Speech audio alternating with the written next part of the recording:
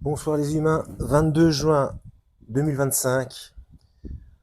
Alors, je viens de voir une vidéo de DBK. Il est en train de faire une trilogie qui s'appelle T'as capté, concernant le Talmud. Alors, il cite, je mettrai l'épisode 2 en description de cette vidéo, hein, comme ça vous pourrez vérifier par vous-même et trouver assez facilement.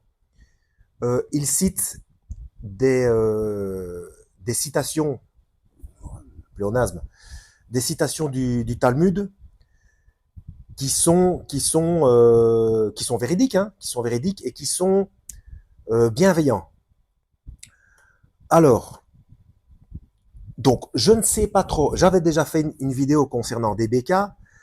Je viens de lui mettre un commentaire, mais je ne vais pas suffisamment vite. Pourtant, ça ne fait seulement que 9 heures qu'il a posté cet épisode 2 de T'as capté. Mais j'espère qu'il va voir mon commentaire et qui va réagir. J'espère que ce commentaire ne va pas se perdre dans la masse, parce qu'il a quand même beaucoup plus de succès que moi. J'imagine bien qu'il ne peut pas répondre à tout le monde. Mais bon, j'ai déjà fait une vidéo le concernant par rapport à la manière dont il traite la chose. Le problème n'est pas qu'il dévoile les textes. Le problème n'est pas là. Ça, c'est quelque chose qui est à faire. Le problème, c'est son comportement. Il dit que son livre, c'est la Bible. Mais dans ce cas-là, il ne tient pas compte de Matthieu chapitre 5. Il dit qu'il s'en fout de convertir ou non, ou que des musulmans se réveillent sur leur texte ou quoi au caisse. Non, non, il se fout de ça. Et il n'y a pas d'inquiétude. Il n'a pas d'inquiétude pour l'âme d'autrui. Donc, ça ne correspond pas à l'enseignement du Christ, à l'enseignement de Yeshua. Donc ça, déjà, ça ne va pas.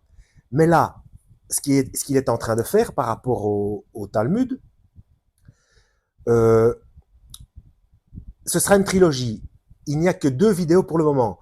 Je les ai regardées toutes les 2 et il discrédite les parties négatives. Il dit qu'il y a un vrai Talmud et un faux Talmud. Donc, il est obligé d'admettre, enfin ça, il le croit, je suppose qu'il le sait, qu'il le croit aussi, qu'il y a des vrais juifs et des faux juifs. Le problème n'est pas là. Mais qu'est-ce qui est appliqué et, je veux dire, au niveau de l'eschatologie. Donc, il dit, si j'ai bien compris, qu'il faut tout faire pour qu'il y ait la paix, etc. Oui, mais alors, la Bible, c'est son livre ou pas?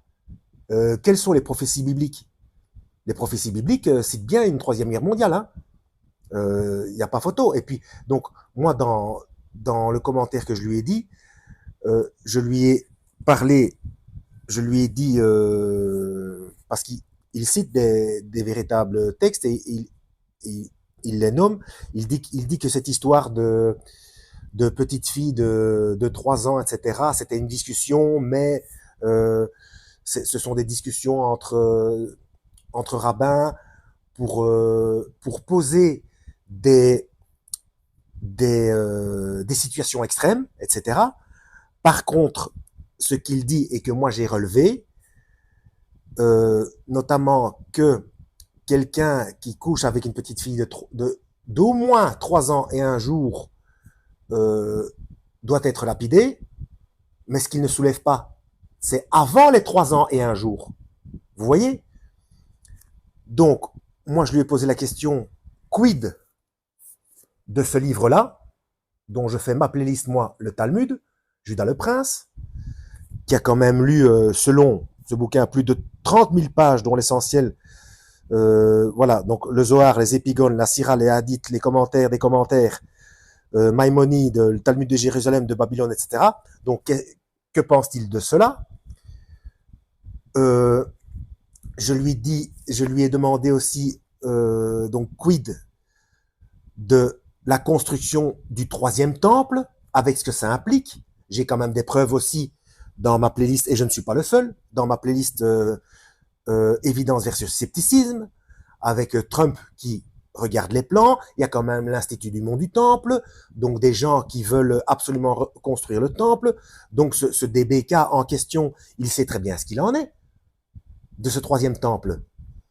Donc, qu'il défende les vrais juifs, oui, il n'y a pas de souci, seulement il est en train de dire que ce qui est dit contre les non-juifs dans le Talmud, je rappelle que les faux juifs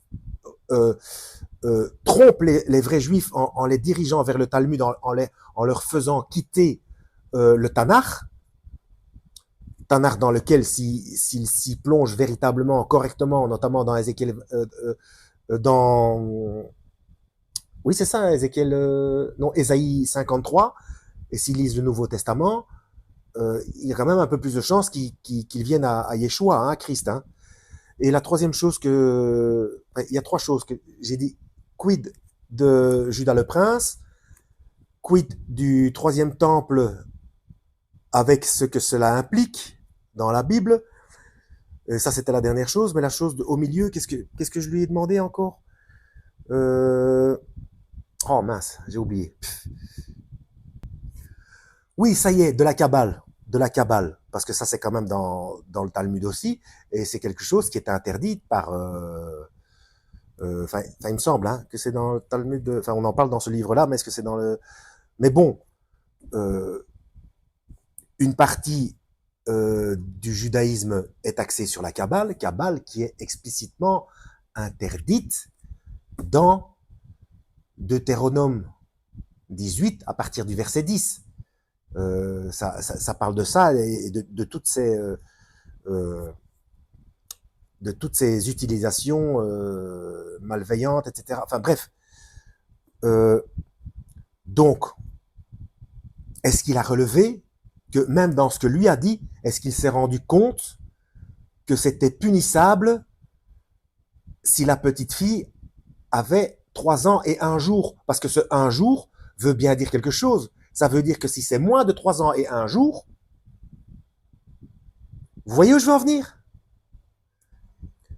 Donc je mettrai sa vidéo en description. Allez voir la première aussi, hein. T'as capté, épisode 1 et 2. Elles sont pas très longues. Donc c'est quelqu'un qui creuse vraiment les textes, il n'y a pas de souci par rapport à ça. Mais quel rôle joue-t-il exactement? Parce que Yeshua nous a dit, vous les reconnaîtrez à leurs fruits. Et son comportement dénigrant et irrespectueux envers les musulmans, ça ne va pas, c'est de l'inquiétude qu'il faut avoir. On démontre les textes, oui, on dénonce les textes, oui, mais c'est pour sauver les âmes. Ce n'est pas pour accuser, dénigrer des humains qui se font manipuler. Ça ne va pas, ça se fait pas. Et donc s'il connaît si bien la Bible, puisque c'est quelqu'un qui lit beaucoup, s'il connaît si bien la Bible, la directive d'Ézéchiel 33, là, il manque Matthieu 5. Donc, ce n'est pas alerter qu'il fait. Ce n'est pas alerter, c'est il dénonce, mais il y a pas de... Enfin, je peux pas mieux dire. Le travail d'amener des âmes à Yeshua n'est pas là, puisque c'est... Enfin, excusez-moi, je suis perturbé, ça va pas, c'est louche. Alors, qu'ils défendent les juifs, oui, 1000 fois oui, c'est toujours pareil, mais il faut qu'ils disent les deux côtés alors, parce que ce que j'ai dit du Talmud, moi, dans ma playlist le Talmud, c'est véridique aussi, et même, je l'ai dit une 3e fois, quand il a cité la punition pour celui qui a un acte sexuel avec une petite fille de 3 ans et 1 jour, il n'a pas capté, lui, que moins de 3 ans et un jour, à ce moment-là, c'est pas pareil. Il n'a pas capté. Bref, j'espère qu'il va lire mon commentaire. Je ne sais pas si vous, de votre côté, vous pouvez faire quelque chose. En tout cas, ceux qui me suivent et qui mettent des commentaires, merci beaucoup pour votre soutien. Ça fait plaisir. On verra ce que ça donne. Moi, à mon petit niveau, bref, moi j'ai fait le boulot. Après, c'est entre les mains de Dieu. Hein. Lisez la Bible. Il faut prier pour que c'est lui-même qui l'a demandé. Hein, il faut prier pour qu'on nous envoie des ouvriers supplémentaires. Parce que des ouvriers comme ça, même si un ouvrier dit, même si une sentinelle, mais alors du coup c'est pas une vraie sentinelle, dit absolument toute la vérité, mais que derrière il n'y a pas d'amour, il n'y a pas d'empathie, il n'y a pas d'inquiétude pour la personne qui se trompe et de fait qui risque l'enfer parce que ne reconnaît pas Yeshua, etc., son sacrifice, sa divinité, etc. Bref, et tout ce qui se passe est dans la Bible et pas ailleurs. Hein. Donc, quid du troisième temple Donc, qu'il protège les vrais juifs, mais alors qu'il défende les vrais juifs contre les faux juifs aussi alors. Il faut tout mettre sur la table alors, la totalité. Voilà, en espérant avoir été utile. À la prochaine, lisez la Bible et que Yahweh vous guide.